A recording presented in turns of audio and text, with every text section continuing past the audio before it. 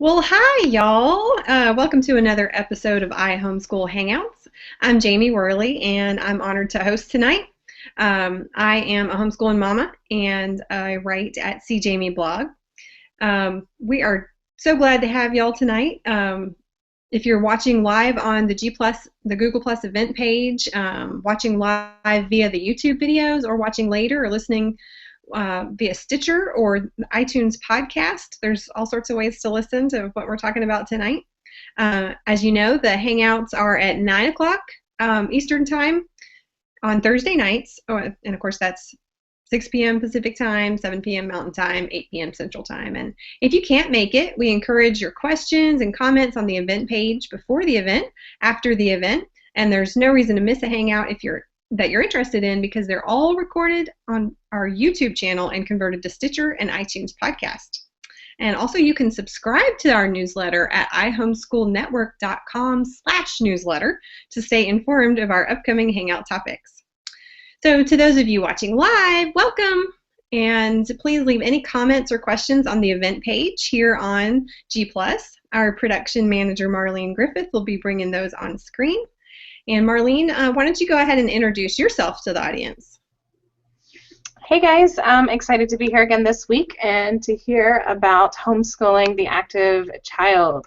You can find me blogging over at adiligent.heart.com. I blog about faith, family, marriage, kids. If you have any questions for Heather or the other panelists that's joining us, just drop the questions in the event room and I will be bringing it in for them to tackle. Yep. Tonight our special guest is Heather Haupt, and we've also got a panelist, Ticia, with us tonight, and our topic is going to be discussing homeschooling the active child. And I know there's a lot of us out there that have at least one of those. So Heather, do you want to go ahead and introduce yourself? Yes, my name is Heather Haupt, and I blog over at Cultivated Lives, which is at heatherhaupt.com. And I was that active child. And so I was actually pulled out of school halfway through first grade, partially because I couldn't sit still, and partially because of there's a whole bunch of things going into it. But so I got to experience from the student end some of the frustrations, and then seeing my mom get creative in helping me learn, even though I learned a little differently than the norm. And so I went on to get my degree in biology, specifically with an emphasis in neurophysiology, and I love learning about the learning brain and how our brains learn and how we focus. And so all of that accumulated in me writing a book called The Ultimate Guide to Brain Breaks, which I have utilized in my own home because I now have 4 amazing children, and they're all active, but I have one that is definitely really, really active. He is me, a little mini me. So I'm so excited to be talking to you all today and to be giving you guys just some tidbits and some inspiration so that you can help your active kids thrive. We are so glad to have you and excited to hear more about that. Ticia, do you want to take a second and just tell us about yourself and introduce yourself? I'm Ticia, and I blog over at Adventures in Mommydom, and I have 3 kids. I have twin boys that are 9, and they have a record number of emergency room visits because they just wrestle all the time, even in the grocery store. And I have a little girl that's about to turn 8, and she is counting down the days a little more than a month to go, and none of my kids know how to sit still. Not a single one of them. And not that I am a great example as I sit here kicking my feet and fidgeting around. It's good that the camera's not working because you can't see how not still I am. Well, I didn't mention my kids specifically, but I have 3 at home.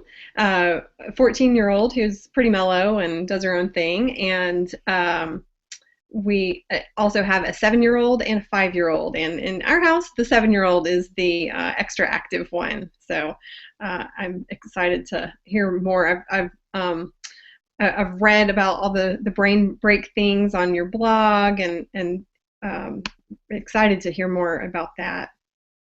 So Heather, I know even beyond your book, you've got all kinds of experience with how we can make learning more active and help these wiggly kids of ours to really do well and not just get through the day, but to thrive. And so why don't you tell us a little about that? Yeah, I think what's hard is we live in a culture that identifies education, the setting for getting an education, as sitting still at a desk and quietly paying attention. And so even when we bring our kids home, we have that mentality of sit still and pay attention, when oftentimes our children, they can't sit still. And there's a biological reason for that. Our brains thrive on movement. And as we move, our brains are actually actively engaged at a deeper level than when we are sitting perfectly still. And for our wiggly kids, for them, ask them to sit still means that they have to focus all of their mental effort on physically staying still, which means they learn nothing. And so we have to step out of that paradigm and realize that we don't have to do that, especially when our kids are younger. There's no reason why they need to be learning in a chair or sitting quietly at a desk. And so it takes sort of thinking outside the box and going, what can we do to effectively reach these children? And what can we do to help them learn? Because these kids, they're brilliant and they're so in this, and it just means that we have to be, as parents, a little creative in how we approach learning. Do you have anything to add to that, Ticia?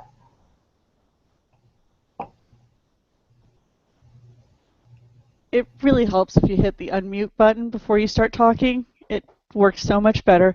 I, I would agree with everything Heather said, because my kids, they don't sit in a desk. My son stands for all of his lessons. He actually moves his chair out of the way so that he can stand up, and you have to look and figure out how can you best help them learn, because you're going to have the kid who is the visual learner, who they sit there and they can read and they absorb everything.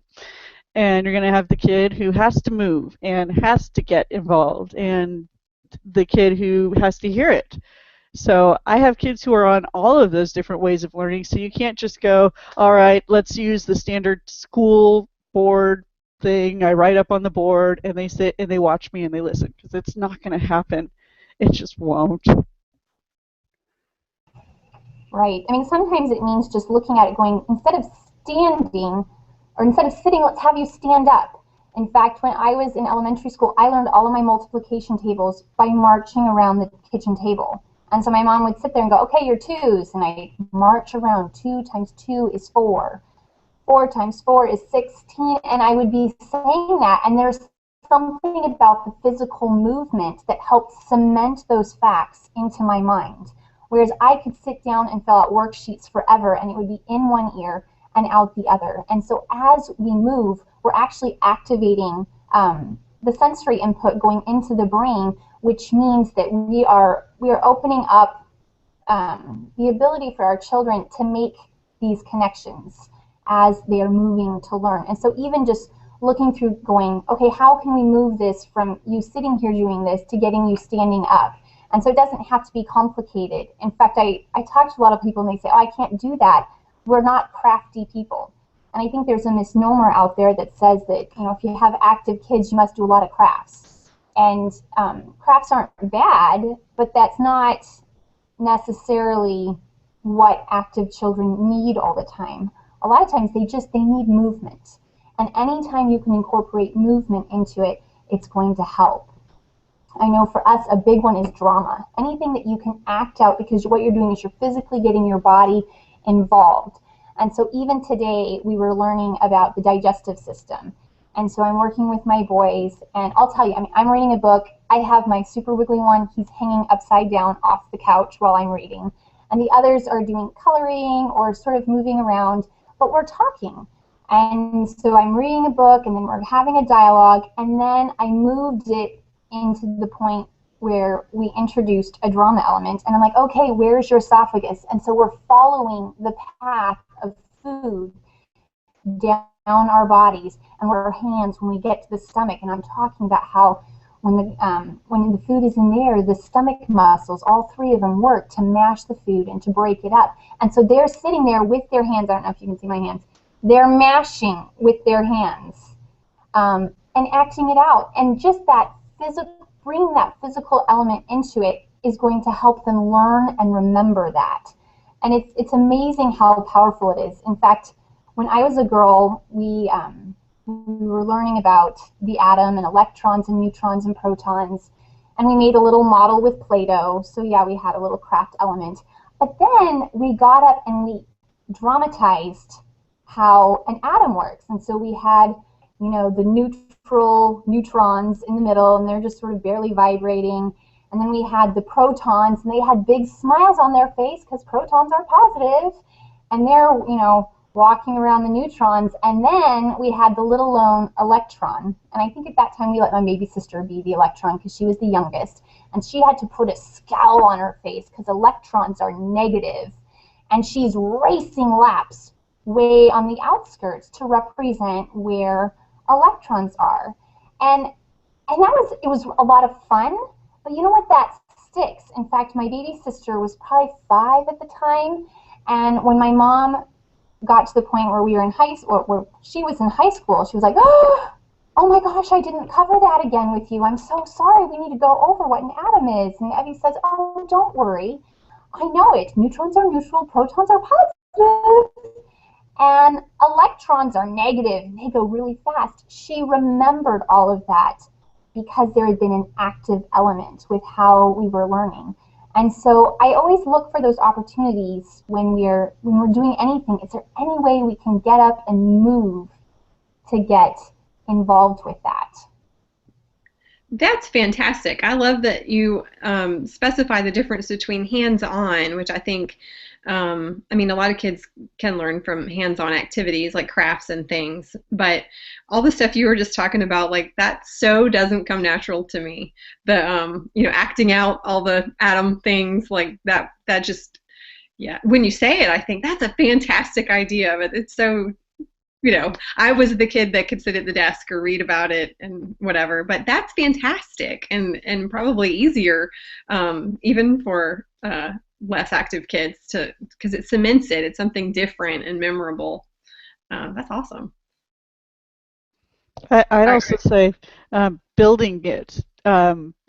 We have to build everything. I have 2 Lego fanatics, and it helps them to keep their hands busy because that's how they focus better. So we build everything with Legos and Jenga blocks. Ironically enough, we have like 4 Jenga block sets, and we build all of the ancient history stuff, all of the great wonders of the world. We built with Legos and Jenga blocks and random other things. And if you build it, back when they were in preschool, almost kindergarten, we mummified a chicken.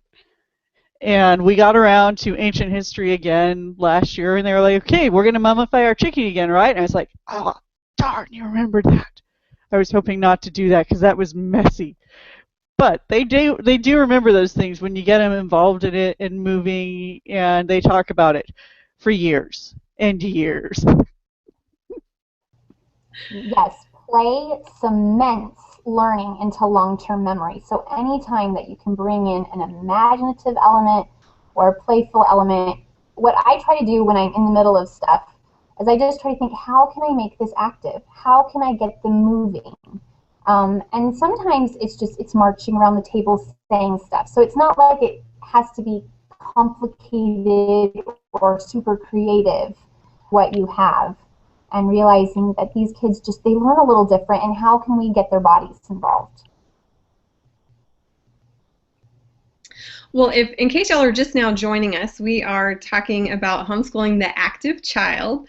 Heather's our special guest, and she says she was that active homeschool child and is now homeschooling her own active and crazy kids. Using her real-life experience and background in biology, Heather wrote the book, The Ultimate Guide to Brain Breaks. It talks about why movement is so essential to learning, especially for our super active children, and how to harness the power of movement breaks to improve focus and learning. And her book comes with 60 fun and easy exercises that were strategically designed to wake up the brain to learn. So, Heather, you've been talking about some awesome examples of how to get our kids moving and cement things in learning. But what about the times when they actually do need to sit still? 'Cause that will come up eventually. That is so true. How can we help them with that? When I've told people that we try to have a movement-rich environment, they're like, well, people to sit and they need to learn how to. So there's a time and a place for that. It depends on their age. I've met so many homeschool families that get frustrated because their 3-year-old won't sit and do worksheets. And you just go, well, they're 3. That'll come in time. But as they get older, there are times where they need to do that seat work. In fact, that's actually what prompted me to write my book. I knew all this, but we were like 10 minutes into a spelling lesson, and my son is tapping his pencil on the table. He's staring out the window. It is just taking forever. And in frustration, I put my hands on my hips and I pointed out the window because we live across the street from a charter school. And I said, if you were over there, you'd be sitting at a table from 8 in the morning till 2 every afternoon. I mean, I was getting pretty overdramatic at this point because I was frustrated. And I said, and I started just launching into this big speech. And his eyes glaze over and he goes, oh, there goes Mom. And I could tell I had lost him. And so I was so frustrated, I put my hands on my hips and I say, in my best Army Sergeant voice, drop and give me 20. And he looks at me, I mean, just like his eyeballs were popping out of their sockets. And he's like, what? And I'm like, I'm serious. Drop and give me 20, soldier. And he busted up laughing. And so he's down on the floor doing these totally wimpy push-ups because he's laughing. And at this point, I'm laughing hysterically, which was really good because I was getting really upset and he was just tuning me out. And so we diffused the situation and we got him moving. And then he got up and he just started pounding through his spelling words. And we finished the lesson. And I'm sitting there looking, going, what just happened? And my mind went back to my years in the neurophysiology lab and all my studies. I'm like, you know what, they need to move. And if they're not focusing, we need to give them an opportunity to move. And I need it to be something short, because if I go, oh, go outside and take a break, they never come back. I mean, I'm shouting to the 4 corners of the yard, going, come back, and I've lost them. And so I sat down and I just started writing out different brain breaks and going back and reading some of the books that I had read a few years earlier and going, yes, yes, yes. But what I needed is I needed something easy, because I didn't, in the heat of the moment, when I'm frustrated, when he's frustrated, I didn't want to have to think of something. And so that's where I put these cards together. We actually have them in a little jar right here, in our brain breaks jar. And I'm like, okay, brain break. When I see that they're not focusing, and they go and they grab a card, they pull it out, and we do what it says. So this one says, do 5 to 10 somersaults. Can you see it? Do 5 to 10 somersaults. And so we'll go and do that. And what it does, and I talk about it in the book, just all the reasons why movement helps to wire the brain to learn, but it wakes up their connections, and it sort of pulls them out of sleep mode. I call it screensaver mode. I don't know if any of you guys have experienced this, but my kids have moments where, you know, the lights are on and no one's home. And I'm just, you know, snapping my fingers going, come on, hello. And so we do this and we get their blood pumping and we wake up those connections and they're able to come back and focus. And so it's been a game changer in my home once we started strategically implementing them.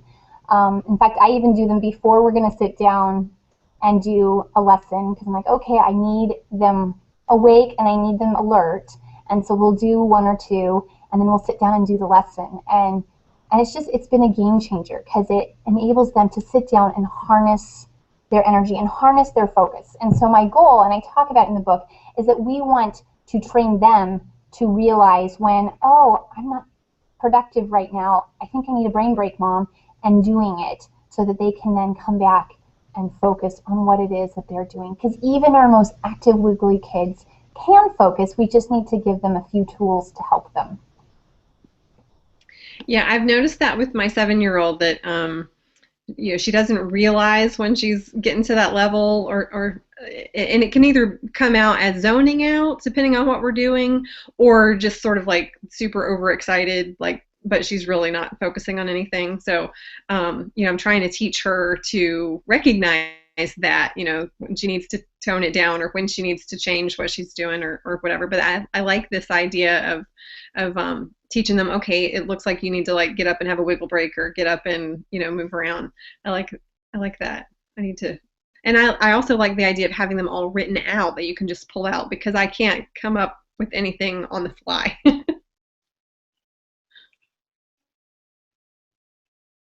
So, yeah, and I mean, you'll clue in. I've clued in on my kids. I actually use them for, I have one that gets emotional.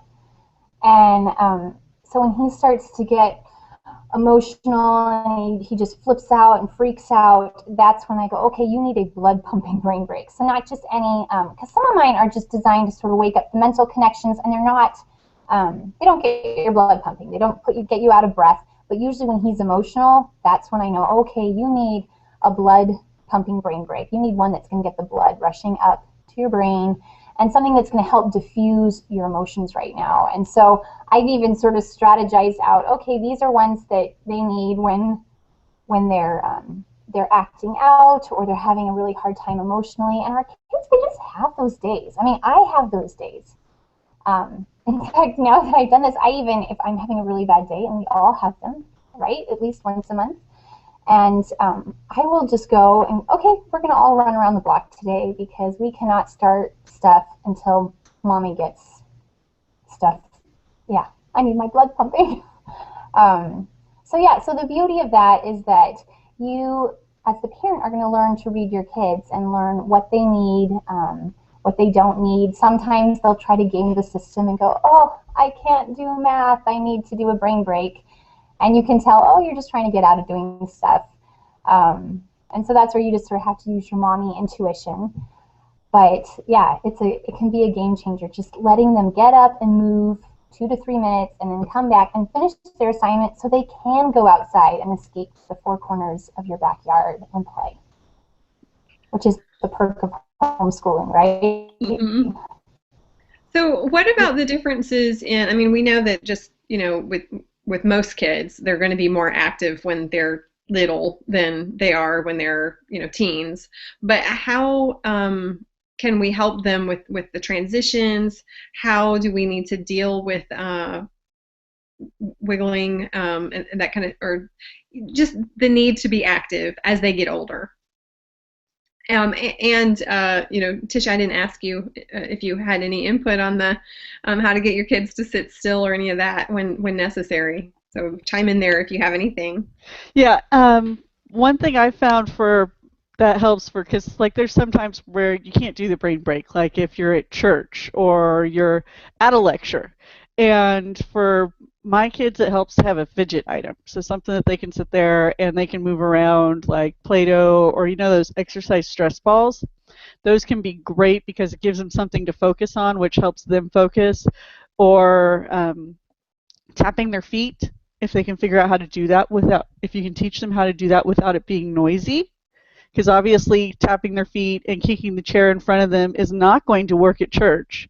But if they can just sit there and kind of kick their legs a bunch, that gives them the movement that they need, but still helps them focus while they're listening to the sermon if you don't have a children's church, or if you're at that homeschool lecture where you've paid money for them to go to that special class and you're gonna listen to it. I don't care that you want to run around. I've paid for you to go to this class. And they're like, I don't care. I want to run. And you're like, I don't. So sometimes you just have to find that thing that will help them focus. And the key thing for something like that is it has to be something quiet. Because most toys designed now are designed to make noise because we're in a very auditory, you can't see my hands moving around my ears, but we're in a very auditory world that everything makes noise. So you have to find something that doesn't make noise for them in those situations that can help them focus. So that was one of the things that helps my kids for sitting still. That's a fantastic idea, Ticia. Oh, I'm going to piggyback on that because we have read aloud time, and you can't have your kids being noisy during that, although at least they can be more mobile than they can at church. Quickie sticks or pipe cleaners and playing with those. Everything she said is great, and you want to give them tools that they can use so that they don't have to be disruptive, because our kids oftentimes they don't want to be bad. And so if we equip them with ways to move around it's a way of helping them out, because a lot of times they want to make us happy. They don't want to be disobedient or defiant. And but there's expectations someplace. And church is a great example for that, where you need to be quieter. And so using those quiet fidget toys that Ticia talked about is optimal. Yeah, and I talk with my kids about how, God made all of us different and different personalities and all that kind of thing.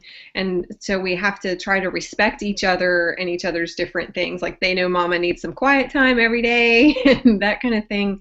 But so learning to be quiet or still or whatever in church, for instance, would be showing respect to the other people there. But we need to I need to find better ways to respect their different personalities that don't need all the quiet and stuff that I do.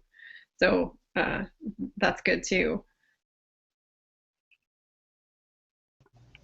Well, back to the ages and stages question. What we require from our 5-year-old is going to be a lot different than what you require from your high schooler. And so when you're 5, you need to sit back and realize that they're not going to learn by sitting still. They're not going to learn anything. And so for you to expect that from them is unfair. And it's going to mean that you're just going to have to think a little bit outside the box. And you're going to have some of those kids, the ones that don't mind sitting, and they love filling out worksheet after worksheet after worksheet. And that's fine. But there's so much more that we can do. And when I look at the early years, I try to look at giving them experiences, involving their imagination, doing stuff that involves them in this way is huge. And instead of maybe focusing on the ABCs and the 1, 2, 3s when they're in preschool, working on imagination with great stories and then letting them go play is going to reap far more rewards than trying to get them reading on their own early. If you wait, that'll click a lot faster later, but focusing on reading them good literature and then letting them go play. In fact, when we were learning about the Revolutionary War, my real active one was 3 at the time, and he was just sort of flitting in and out because he has the attention span of a gnat. And I'm not saying that in a judgmental way because that's me. He was in and out, and I didn't require anything from him. He's 3. And I remember working one day with my older boys, and I'm saying, okay, who is the person that said, give me liberty or give me death? And my 2 older boys are giving me blank stares. And I'm having this mommy failure moment going, are you kidding me? And meanwhile, my 3-year-old is traipsing by behind us. And he is in his red coat, and he has his pop gun over his shoulder, and a little tri-corner hat that he had gotten as a Christmas gift. And he's traipsing outside, and he turns and he says, Patwick Henry, and he rushes outside. That child learned because we were reading fun books, and then they were going outside and they were reenacting battles, and they were stepping back into history. And that wasn't even something that I was doing necessarily or orchestrating.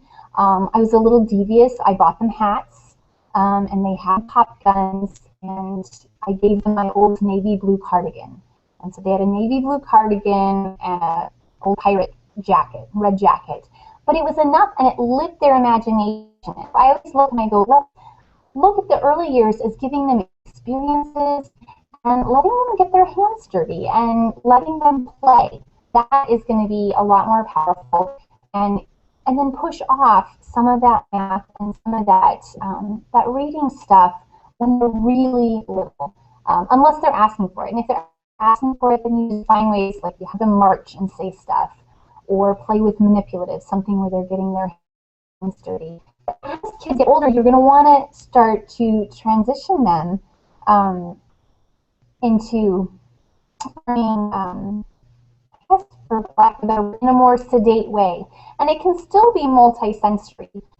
So instead of just you talking at them all the time, having them play the teacher. I want you to explain this to me. I want you to explain this concept to your little brother or your little sister, and having them step into a role where they're more mentally engaged is going to keep their attention better, because they're having to focus their energy on giving instead of just passively receiving. So whenever we can make learning passive or active instead of passive, we're going to have a winner there. Teaching our kids to take notes as they move into high school, you're going to want kids able to take notes, and that's going to be a way for your active children to focus their minds on what it is that they're learning about.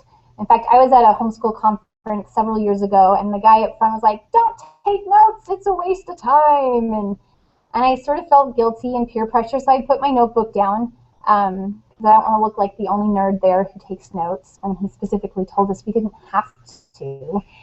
And his talk was brilliant. It was funny, it was engaging, and we walked out of there, and my husband said, "Well, what did you like about that?" I could not remember a single thing. I was like, "It was great." Well, what was great? I don't know. And so for kids that are really active, you need to be, even just engaging the hand in the note-taking process is going to be powerful. In fact, I saw a study that came out, I saw the article on it back in May, and they did a study of college students comparing writing notes by hand to typing notes into a computer, and there's a huge difference. And typing notes into a computer, you can do it really quickly, you can get verbatim what people are saying, but you're not working with the material, whereas when you're hearing something and then writing notes by hand, you're having to condense what's being said, which means that mentally you're having to work harder with the material and you're having to engage with what you're hearing about, which means that the learning is going to stick because you're synthesizing it into something to write and then you're physically writing it. And there's something about the physical motion of writing that cements that into learning. And so those are transitions that you want to take as your kids get older, still maintaining an active element, but it's not all the fun and games and, okay, we read about the Civil War, go out in the backyard and play for the rest of the day. You can't do that in junior high or high school, and you can definitely still do drama. I do drama all the time, but what am I trying to say? The amount of time that you spend on that is going to change as they get older. But I think the important thing is to remember when they're little to have grace, to have a lot more grace with them. And once you do that, your experience homeschooling is going to be a whole lot more pleasant once you've adjusted expectations. One of the studies I read, which I think grossly underestimates kids' ability to focus, says think about a minute per year. I think that grossly underestimates kids' ability to focus, because if that was true, then how come kids can sit still and watch a 30-minute cartoon when they're 3 years old, or a 90-minute movie? So I think that with any kid, but especially with active kids, you have to slowly work on training them and increasing the amount of time that they focus. Because my ADD self here is going all over the place because I'm in a different environment than I'm used to while I'm sitting here talking to y'all. I'm sitting at my husband's desk as compared to my desk, and I'm not trained to focus here. So you have to teach your kids how to be able to sit still. So with your 5-year-old, it may literally be 5 minutes that you get their attention, at which point you focus all of their attention and all of yours in getting the information that they need and the most important information. And you work on expanding that. And it may be that you have the kid who can sit there and focus for 45 minutes at a time, say hallelujah, and praise God that you have a kid that focuses that well. I don't know what that's like. But you have to, because it's just like any other skill, the ability to focus and to sit still, it's something that you have to learn and you have to practice. And it takes time. And you have to go, okay, this is what we are practicing right now. And so, like Heather was saying, you have them when they're young, you sit there and they color while you read to them.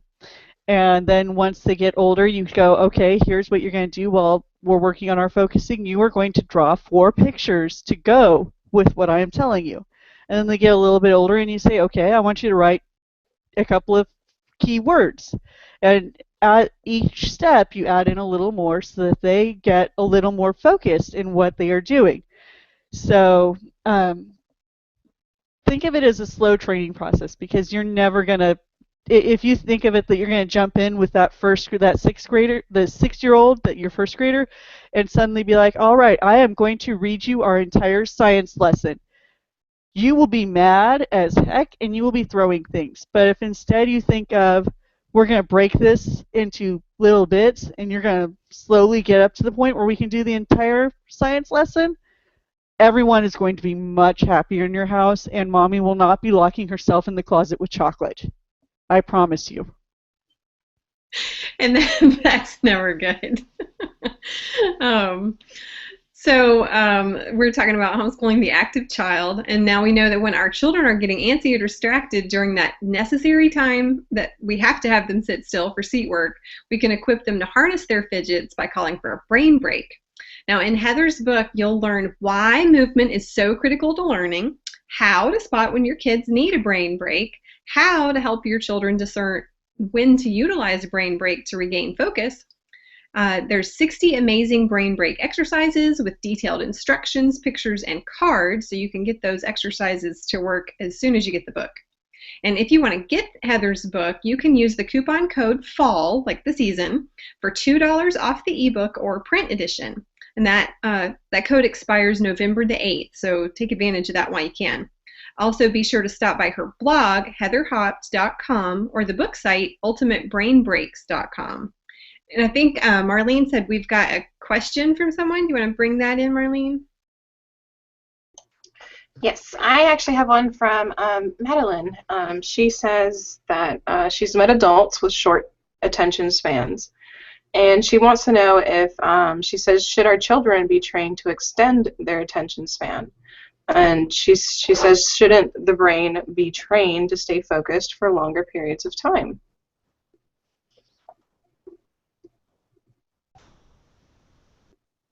Well, I would agree with that, and I would say absolutely. In fact, many people now, and I tell them that if I had been born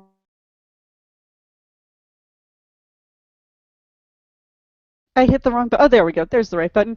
Did you meet me? I think you might have met me, because I'm the adult with the short attention span. And while Heather is apparently having some internet connection, yes, we should train, as I was saying, to improve our attention.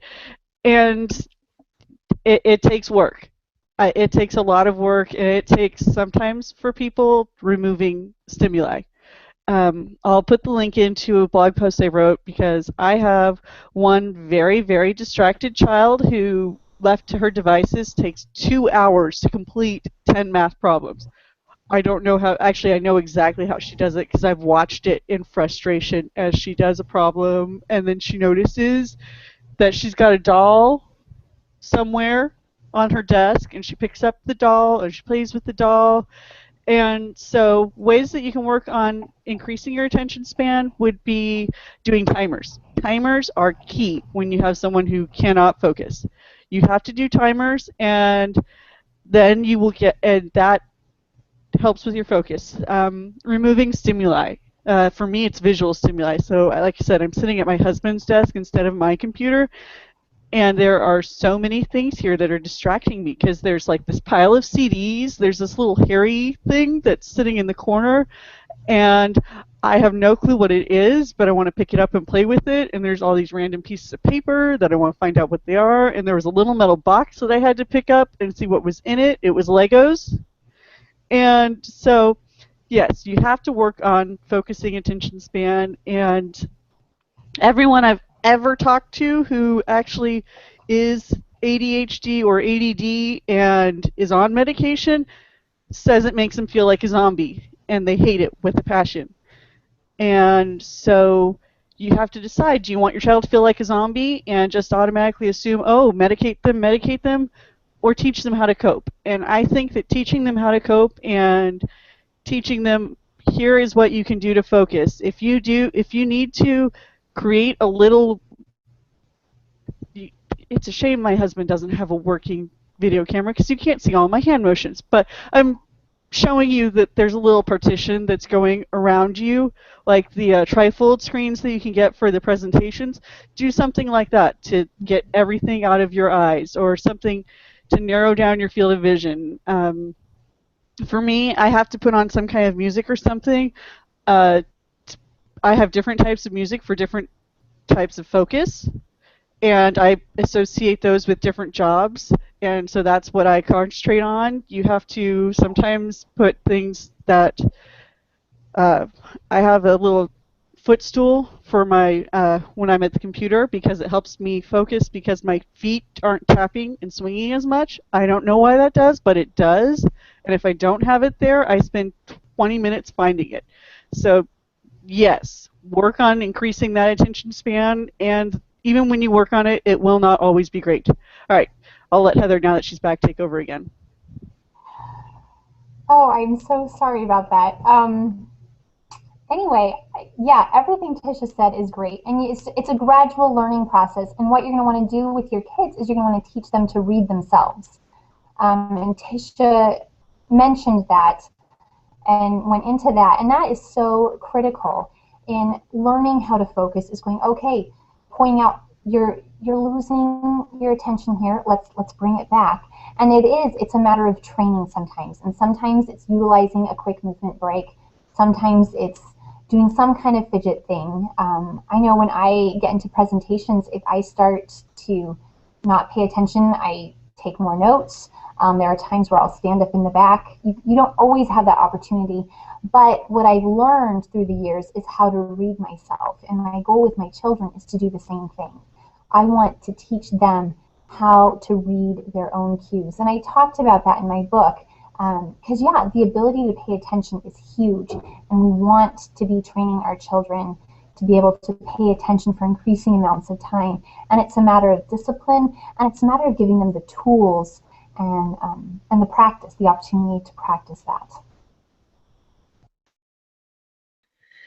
Oh my goodness, I think we could just keep talking about this for a long time, but we're going to have to wrap things up.